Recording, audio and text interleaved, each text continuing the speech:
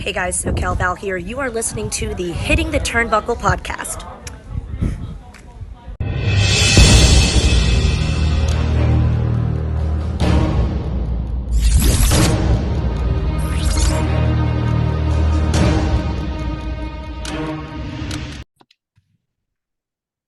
Good evening. Welcome everybody back to the Hitting the Turnbuckle podcast. It's NWA, but it's not just one NWA, it's two. If you remember last week, we were very excited that we were going down to Inside the Ropes to see Eric Bischoff and to see Fiona, of course. I wouldn't have, and there she is in the flesh as well. But obviously just a quick shout out to Inside the Ropes again. Fantastic show. Brilliant. Eric Bischoff was on fine form, as was Fiona and as was all of her team. So we need to thank them. But it does mean, due to Fiona's scheduling, my scheduling, we didn't get a chance to do NWA last week.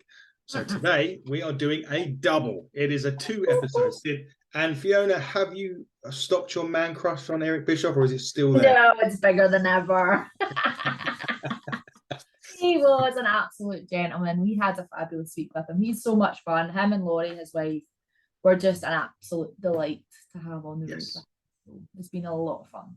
Yeah, it looked a lot of fun. It was when I was there as well. Yeah, he's got some good stories. His chat's good. Hasn't he just? The one when he was talking about, the one very risky one that he told when he was dressed up as the vicar at the wedding.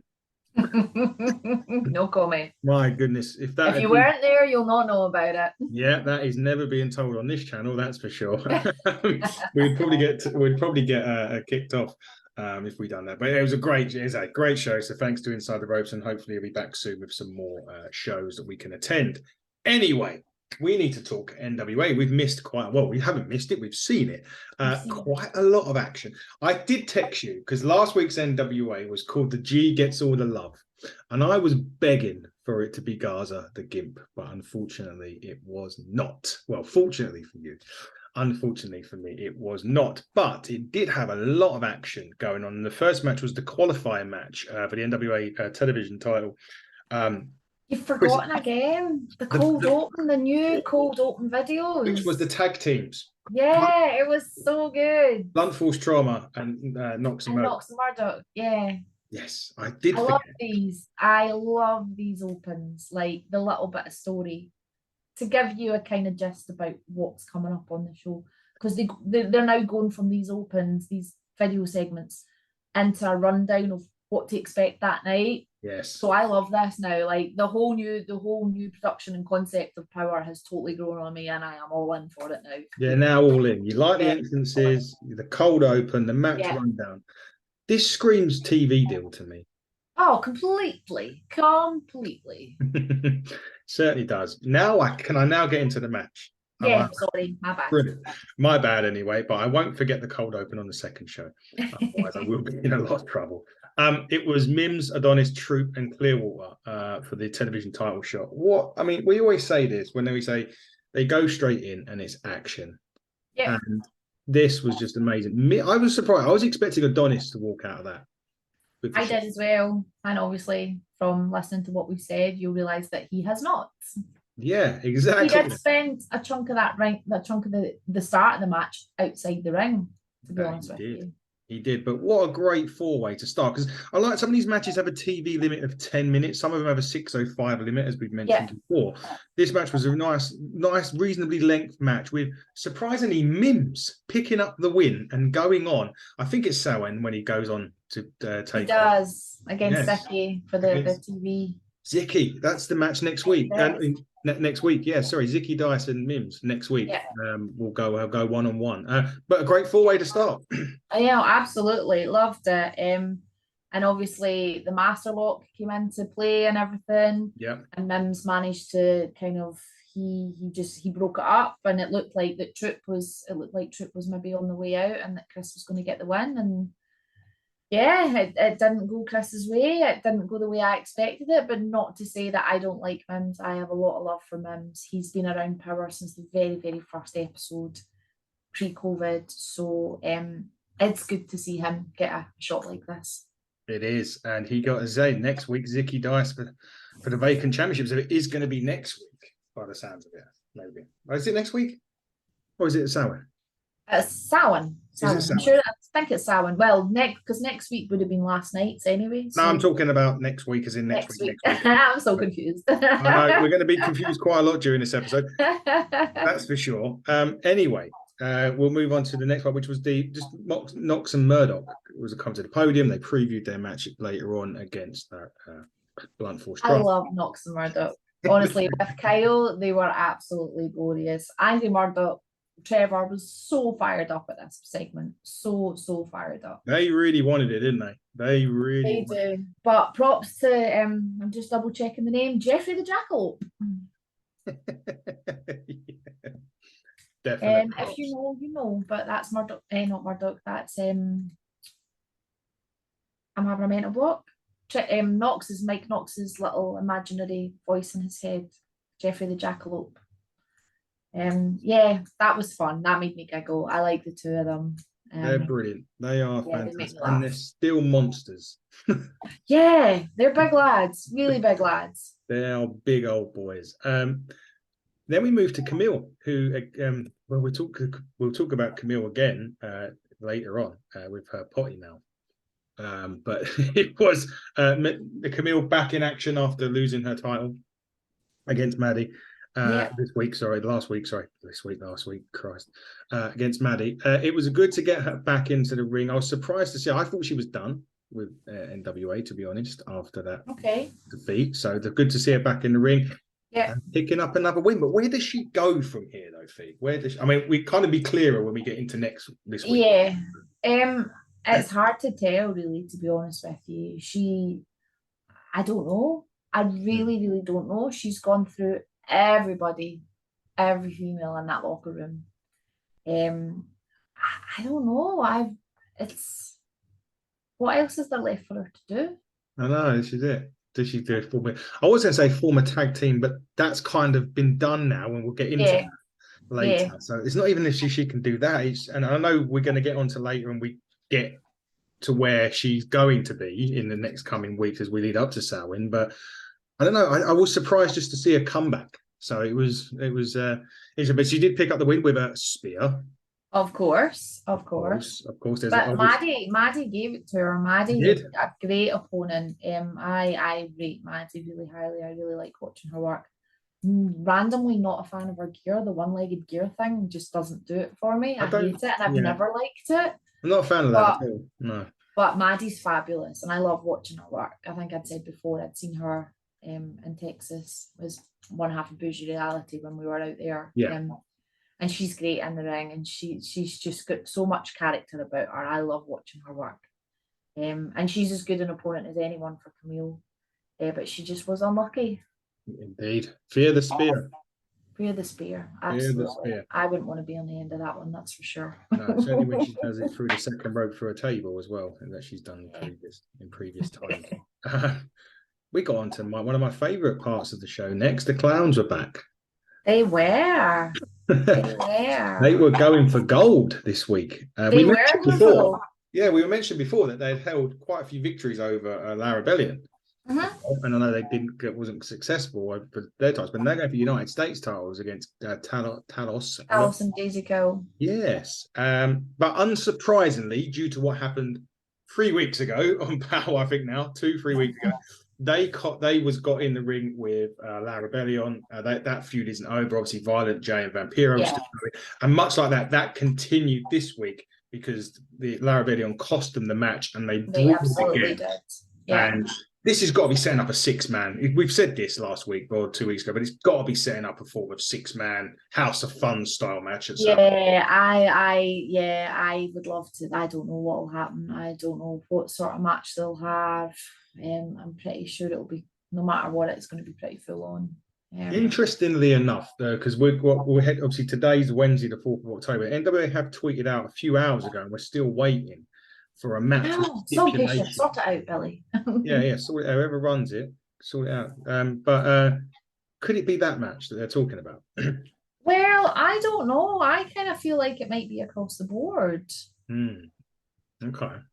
I don't know though, but I don't know what the stipulations will be across. Like, I don't know what sort of stipulation you could have for every single match. That is interesting. I really, really don't know. But you can't tweet something like that and then have nothing. I know they've just. I was literally, when you were talking about one of the matches, I was literally went back on to see if they've tweeted out what it is, but they haven't, because I was hoping to break it on the show. But at the moment, we're not going to be doing anything on that in that sense, anyway. Yeah. So, So I don't know. We'll just wait and see. sort it out, NWA. We want to break it on this show. Anyway, it went backstage. Bradley Pierce tells Orlando Freeman to join the winning side. Yeah, interesting. Interesting indeed. Yeah, the whole Brady Pierce and Orlando. Rush split up. I'm having a mental block today. It's been We're having a shocker today, I'm so sorry. But yeah, Rush and Brady, obviously, they were looking quite strong for a little while, but they've obviously gone their separate ways. So we haven't. There's the cow. There's the cat. The cat's down. Boom. The joy. We've got the cat back, everyone. It was on last time. Yeah. Cameo again. He wants to be famous. Oh, what's he doing on the show? But anyway, moving on. World Heavyweight Championship wasn't the main event this week. It wasn't, which is surprising. It was. But we saw Jay Bradley take on EC3. What a performance from Jay Bradley, though. Yeah, absolutely. And I kind of but my big question is how? How, literally wrote how on my notes. And I'm like, how did Jay get that shot? Does anyone know? Because I even know, I heard Joe and Danny, why is he here? How did he, as a bit of a random competitor for the shot, but fair play to him. He held his own. He's a big lad. I thought he did really, really well. But EC3 looked and acted like a complete champ. He is, and he was. And he is the overman, because he is overman. Coincidentally, he's looking for, he's the agent of the UK agent of EC3, Gary Ward from the Wrestle Carnival, has put out that he is representing EC3 next year on his tours in the UK, where he will, if he's champion, will be able to defend the NWA championship on any indie show. So any indie promotion out there looking to book EC3, get in touch with Gary Ward at the Wrestling Carnival and see if you can get him on your show. Highly recommend it. And yes, I am trying to see if it's possible for some of the shows. But yeah, it would be great. Anyone that wants to book EC3, get in touch with Gary Ward. EC3, not surprisingly, won this match. I don't think. But no, not surprised. I'd have been. Yeah, I'd have been surprised if he hadn't, to be perfectly honest with you. But I thought Jay put in a really, really good performance. He really did. It really, really did. And probably ain't the last we see of Jay Bradley. Not at all. Not at all. We're so used to seeing him as a tag wrestler. Yeah. We used to see him in singles action. Single fixer now. Yeah, single fixer. As opposed to fixers. I think those are fixers, yes. Backstage, Markova and Rising are now attacking, which plays into, we're going to get into that next very, very shortly. So they're a tag team, and we'll get into that a bit more later on, because they do feature on this week's episode of Power. So we'll park that. Pollo's back, or was back. Yay! Pollo and Sam. Yes. So tall when you see Pollo standing beside Sam like that. Yeah, I feel for Sam. Well, it's so small.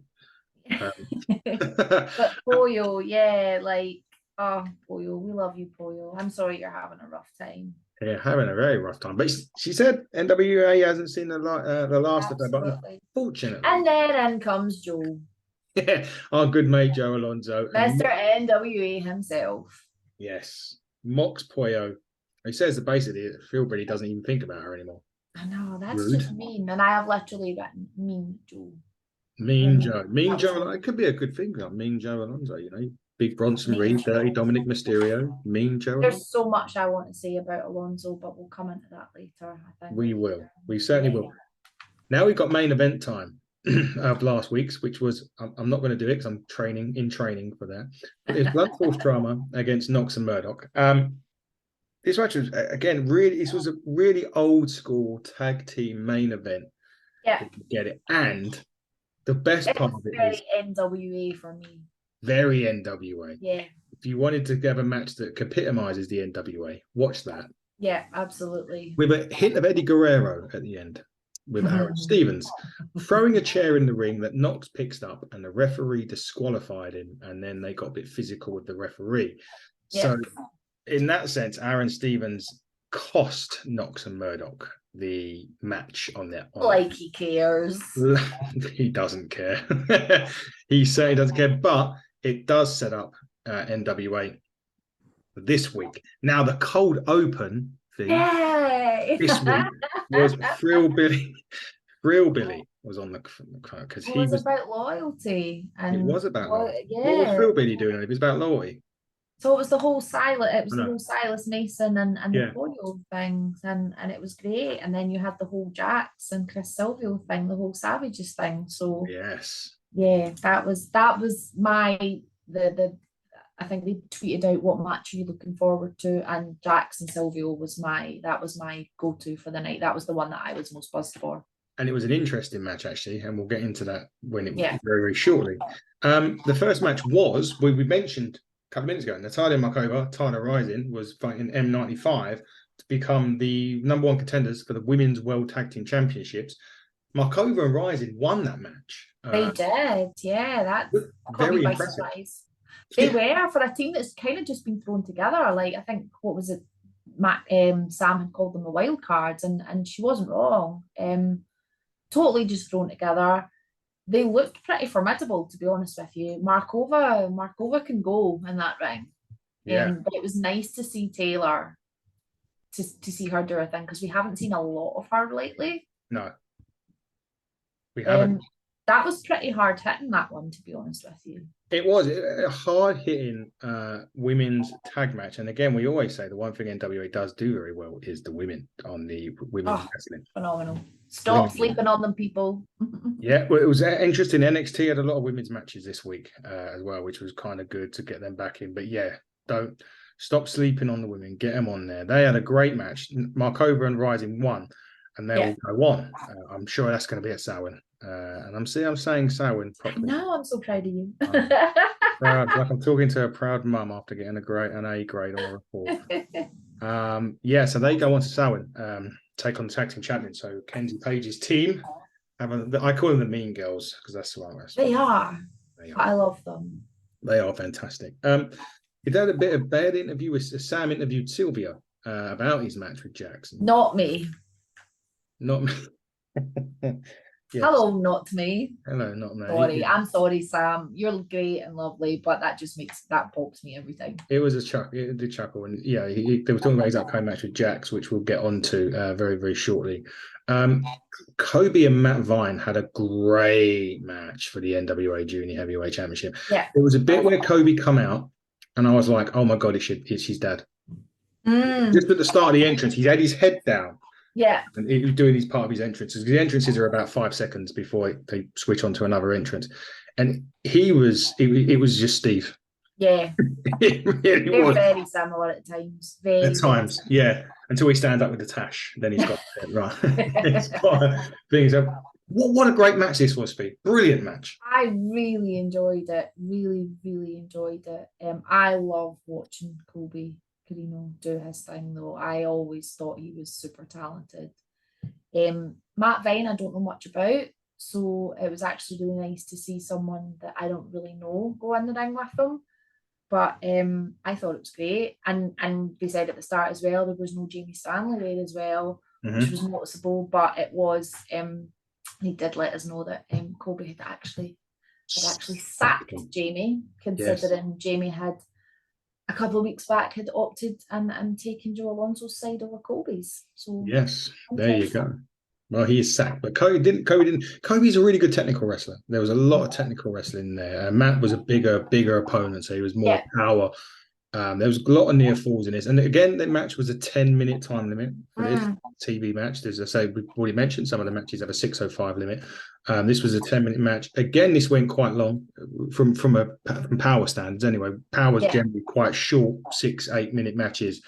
This was pushing the 10-minute barrier. Kobe gets the win in a very hard fought match, and I'm literally want to see Kobe Carino every week. I know we won't, but I would watch him happily week in, week out. I just think he's brilliant, and you never know what he's going to do on a week-to-week basis. No, I'd like to see him in a longer match. Put him in a longer matches. I know they don't on TV, but pay-per-views, give him double it. That's the thing. Obviously, NWA have the match lengths are quite small, and there's certain matches that I think, oh my god, this could have been so much longer and we could have seen so much more. I mean, I love what I see, but every now and again I'm like, I wish they had another 5 minutes or whatever, 6 minutes. Exactly. Definitely one of those guys. He is, and again, rolled on his next match. Aaron Stevens is back, and this is what we was talking a little bit about before we started. There's no more dignity in wrestling, he was saying, and here comes Mox and Murdoch, and they were begging. You know that song, begging you. They would literally have done it. They were doing anything. They want a shot at the tag team championships, and they would do anything to get it. Murdoch was wanting to punch him in the face. Knox wanted to punch him in the face. Murdoch was proper begging. And then Aaron Stevens says, you're going to have your match, but it's going to be a Knights of the Round Tables match. If I get this right, it's a circular table they've got to go through. I'm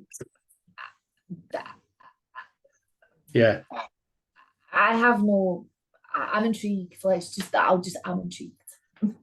Yeah, I believe they did say it was a circular. They've got to put one of them through a circular table, so it's not going to be your general table that they get. I was kind of hoping they'd be like in chainmail on horses or something. I don't know. Wouldn't put it past them. They're geeks, clowns, and Christ knows what else. I've got visions of Aaron coming out in the full chainmail and the gloves and everything. He might do. Glove. You never know. Never know. He likes it. He does like it, but I just saw a couple of tweets after that, like a couple of Spam-A-Lot tweets that had been aired after that got announced last night, so that made me giggle quite a lot, actually. Some Monty Python stuff, so yeah. Very appropriate. Yes. Speaking of inappropriate, we move on to Thomas Latimer and Camille. Now, they're not inappropriate, but they were previewing their match with EC3, or Thomas's match with EC3. Yeah. The insurance policy is back. Yeah, exactly that. She said she's not wrestling. She's focusing on being the insurance policy because it's more personal than she was for Nick, because she's like a mama lion and will fuck you up on behalf. And that didn't get bleeped out on the episode. That they were very late. Mm-hmm. The bleeping of the word. Yes. So she is going to be ready to take EC3 out. She is. And I'm not going to lie, I'm almost a little bit concerned about it. Yeah. Because I love Tom. I think Tom's a friggin' incredible wrestler. And I think him and EC3 will have an absolute banger of a match. And I'm really concerned that if it looks like EC3's getting the better of Tom, she's going to step in and ruin it for him. Maybe. By getting a DQ or whatever. And I'm kind of like, please don't. I mean, she's not feared to get in the ring. You saw her like in season 1 before COVID, where she's gone in and speared Tim Storm and stuff like that. So she's not scared of getting in the ring with the guys and giving them what for. And I just really don't want her to get involved in that match. I'm like, please don't. Hopefully she won't, but it sounds like she will. But we'll find out in about 3 weeks. It's not far away at all. It's exciting. Getting closer and closer to Samhain. I'm hoping the next pay-per-view is going to be something like Christmas Chaos, because it's easy for me to pronounce. But anyway, Jax Dane and Silvio was up next. Now, this match really didn't get started for a while. Silvio was on the mic. He was berating him. He brought a chair into the ring. And then he said the one word that Jax Dane hates, which is the word weak. So tip the podcasters, if you ever interview Jax Dane for any week, do not call him weak. He then took his coat off all calmly and then took Silvio's head off. Yeah. Literally took Silvio's head off. He did. That was quite spectacular. And the match was over. Literally headlock, and he put him into the the camel clutch finisher that he does. Yeah. And that was it. Silvio didn't just tap straight away. Literally. Silvio deserved that. Literally. I'm sure there was a bit here with AJ Kazana as well, backstage of his dad. After the match, yeah, because Tripp had come out. Tripp came out at the end, and they were having a little bit of an eyeball and everything, and then they went backstage. So AJ and Joe Kazana were backstage with Sam after that. Yeah, and what a way to bury your tag team partner. your former tag team partner, Anthony Andrews. They were burying him. But he did say that he would have a new tag team partner at some point. Or Billy Hooligan has asked him to get another tag team partner, and he's got it. Didn't say who it was, but yeah, he literally belittled Anthony Andrews and then said, the country gentlemen are still here, and you'll see him soon with a new partner. So we'll see who that is. Watch this space, I guess. Watch Powerr every week. Find out who it is. Zicky Dice and Mims were there, and it is next week. The World Television Championship is next week. We're going to crown a new World Television Champion. I love this segment. I absolutely love this segment. I thought the promo from Mims was class. He hasn't spoken a lot on TV before. He's not spoken a lot. He's done a little bits and pieces, but I felt that was really heartfelt, straight from his heart. I really enjoyed it. Zicky's response was Zicky. It was exactly what I would expect from Zicky. And Kyle's face while they were back and forth. I love his I love Kyle. Kyle's just one of my favorites. Like, he's so full of expression, and I genuinely love when he's at the podium and there's guys out there with him. But I thought Mims and Zicky were fabulous, and I've literally just written game on. Game on indeed. And that will be a good one. It will be a good one next week, and we don't have long to wait for that next week. I'm interested to see what the headline is as the cat's towel flops into. It's like matching your coat now. It's like it's like blocking out the power. Don't block out the power. No, we need it. Merch. Go and see Danny Deals, nwashop.com. Have a chat with Danny Deals for the deals on NWA on nwashop.com. Main event of the second week of Powerr, we've got Thrillbilly Silas Mason defending their heavyweight championship against Dak Draper. Again, a really good, solid main event match. You weren't expecting Thrillbilly to drop, and he didn't, which was slight. No. But there were some minutes in there where it could have happened. Dak did really well. It was a pretty even contest. Although, well, in fact, no, that's not true. I was going to say it's a pretty even contest. It wasn't really. Thrillbilly kind of did take the lead for a fair chunk of it. But there was a point in it where Draper comes back. Now, Silas is a big guy. Draper's not short by any means, but Silas is a big guy. I'm glad he's got the National Heavyweight Championship. Yeah. He's still NWA for me, the type of wrestler. He's just old school NWA. He wrestles like an old school wrestler. He grapples like an old school wrestler. He hits like an old school wrestler. It was a fairly easy one for him at the end of the day, though. It was, yeah, a fairly routine defense with a little bit of potential that he would have dropped, but he didn't. When then that brought out the Southern Six to end the show. Boo Kerry Morton, as we say. Okay. Boo Kerry Morton, as we say. But 2 weeks, I think this has been the best season of Powerr. I don't know. Without doubt, from the early days, particularly the best season at least since COVID. I know the early days, the first season and stuff were phenomenal, but this has been an outstanding season so far, and it's just been constant. It's just been go. You're literally they're cramming as much as they possibly can into the time frame that they've got. You're either getting, well, I know like last night's episode was 4 matches, but the week before was 5. Yeah. And to squeeze that into 50 minutes, plus the little promos and the 15 seconds of Danny Deals about the shop, you have to have those on. Incredible. You have to have those Danny Deals, those little segments that they have. But do you think, Fee, after Samhain, we may get something to do with some kind of TV deal being announced? Because it seems if it's going that way. Do you know? It's no secret, Billy's spoken in all his interviews that he's done lately about TV deals and there potentially being something on the cards and whatnot.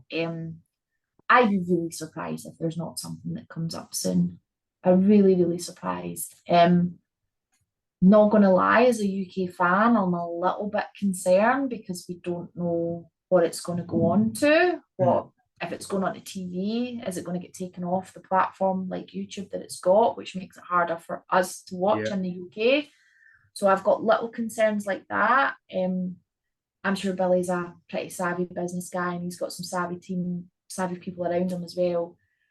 It feels like to me everything's become so much more polished. They've spent so much on the production of this, and the timing of everything. The matches are a little bit shorter. The in between segments seem to be more compact. Yeah.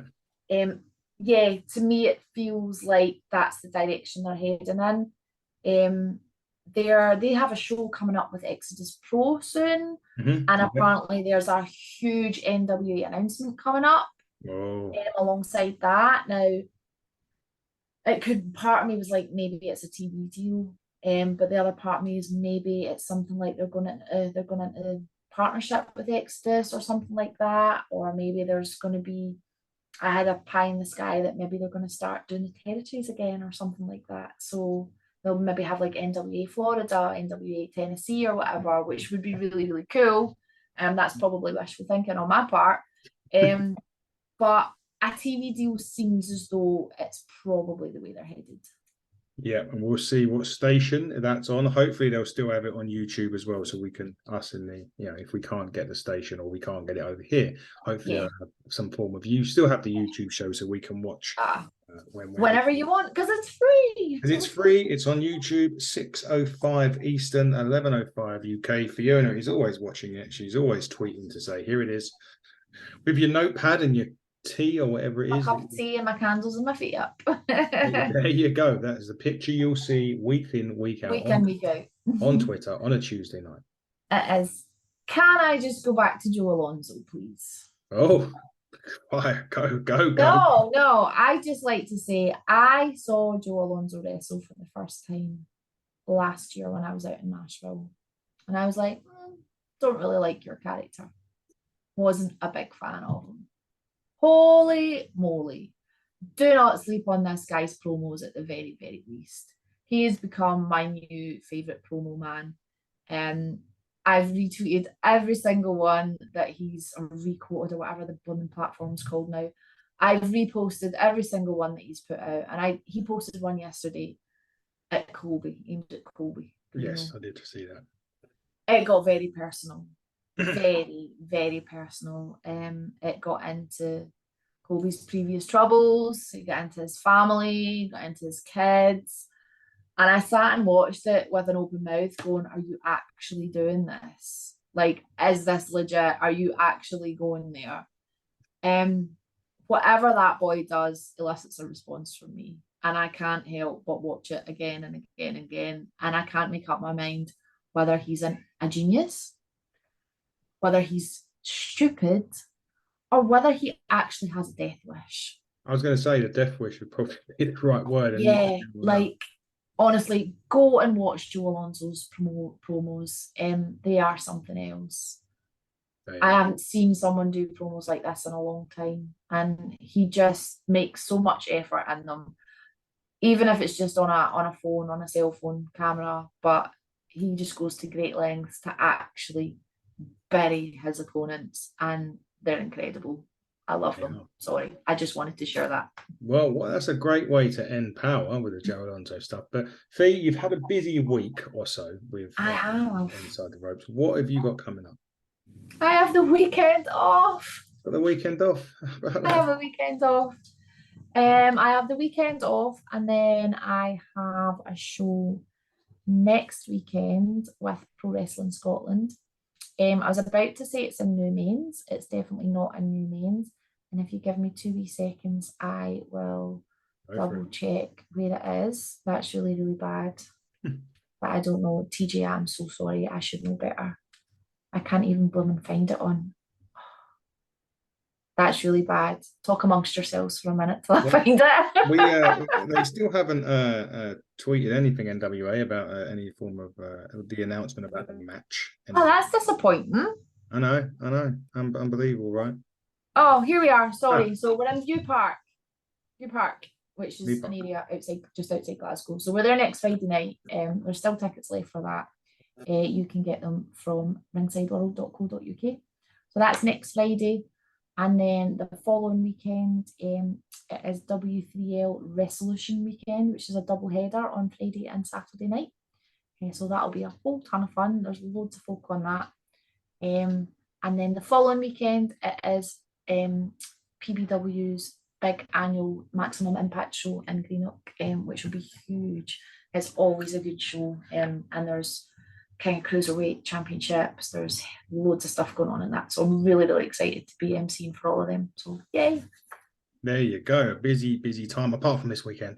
Apart from this weekend. I hopefully will be attending Jurassic Pro Wrestling. They have been very upfront and said they've not really sold the tickets that they need. I saw that. Yeah, I did see them. And that's actually fair play to them for doing that, because they could have just let that slide, but they've been brutally honest, and that deserves a lot of respect for actually being as honest as they have been.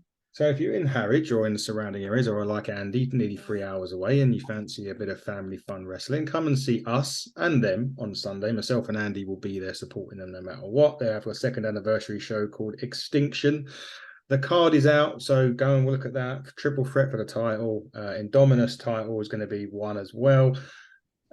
We've got our first contender for Smashing Mike's, or for our title. That's Smashing Mike. Hey, that's exciting. And that man is Chris Ridgway. Yeah, sorry, Mike. Oh, that'll be. Oh no, that's a shame. Reddy's outstanding. I love watching him do his thing. Mike, you gotta start training, my man. Well, you never stop training, but we wanted to make sure your opponents were very testing, and they don't come much more testing than Mr. Ridgway. So that's November the 12th. 75% of tickets are gone. So if you want to get there, just go on to Eventbrite to go to Ignite Wrestle Pro. Guests, I can't announce anything at the moment, but we're working on something. And that something is massive. That's all I'm going to say. And I need, that until anything else. That's exciting. Oh, yeah. It's very exciting. It's, we hope to announce something soon. But we can't in a minute. That's just how I'm going to leave it at that, because it's too exciting for me to carry on. Leave them wanting more. Leave them hanging. Leave that. We're lucky Dave ain't on. He normally gives it away when we have CDP. I mean, I don't know what he could do for. Oh, I do know what he could do for this particular guest. But yeah, lucky he's not on here. Any other show? No, we've got no other shows. But we're just going to keep smashing content out. So that is it. Oh, and a big shout out to Slam Masters for the weekend. Me and Rachel loved our day. Should have been 2 days, but it was 1 day in Cardiff with the boys and the girls at Slam Masters. It was great to meet Ace Austin from Bullet Club, although I'm not a part of his donut gang yet, but I want to be in that gang. It's great to see Subculture. I've just spoken to Mark Andrews earlier on. That video is up on YouTube. It was great to see a man like Dries was rapping his way to ringside and rapping his way out of the way. And good to see my boys, Beers and Beatdowns, who made it all possible, and the promoter of Slam Masters for letting us come in before the show and mingle. And seeing our good friend, the Luna Blue, as well, as she was there. She was very excited that we was there, and we spent a bit of time with her as well. So big thanks to that. And a big thanks to Fiona for doing this bumper session this evening. And we will be back. We will be back next week to do this all again. And Sal Ronaldo's on next week. On Powerr. Sal, your pal Sal, my pal Sal, everybody's pal Sal. He's back on Powerr next week. There was all the matches. We're going to crown a new television champion next week. So big week of Powerr next week. We'll be back. You'll be back. She'll be back. I'll be back. And until next time, everybody, buckle down. Bye. Bye.